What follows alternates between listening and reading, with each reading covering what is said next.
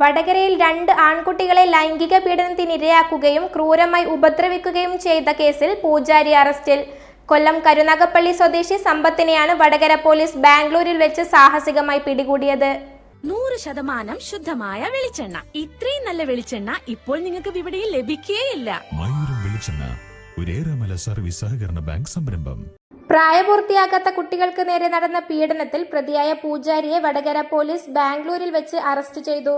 കൊല്ലം കരുനാഗപ്പള്ളി കല്ലേരി ഭാഗം സുഹൃത്തത്തിൽ സമ്പത്തേസാണ് അറസ്റ്റിലായത്.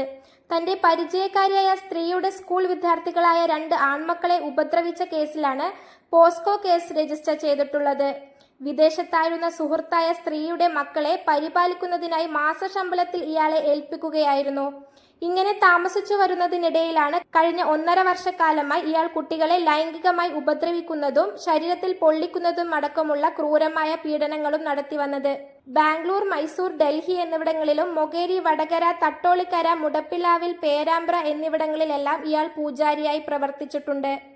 കുട്ടികളുടെ അമ്മയുടെ പരാതിയെ തുടർന്ന് അന്വേഷണം ആരംഭിച്ച പോലീസ് പ്രതിയെ ബാംഗ്ലൂരിൽ നിന്ന് ഡൽഹിയിലേക്ക് രക്ഷപ്പെടാൻ ശ്രമിക്കുന്നതിനിടയിലാണ് വലയിലാക്കിയത്.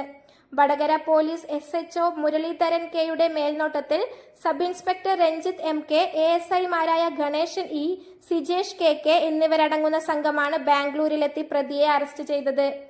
News bureau, media Vadakara. വലിയ സന്തോഷങ്ങൾക്കിടയിൽ നഷ്ടപ്പെട്ടു പോകുന്ന ചില ചെറിയ ഇഷ്ടങ്ങളുണ്ട്. ബാല്യത്തിൽ എപ്പോഴോ എന്നോടൊപ്പം നടന്ന് എനിക്കൊപ്പം വളർന്ന ചില ഇഷ്ടങ്ങൾ. ആ ഇഷ്ടങ്ങൾ സ്വന്തമാക്കാൻ എന്നോടൊപ്പം എന്നും ഉണ്ടായിരുന്ന എന്റെ ഫാമിലി.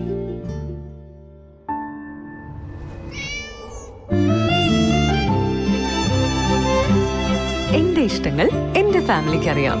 Family wedding centre.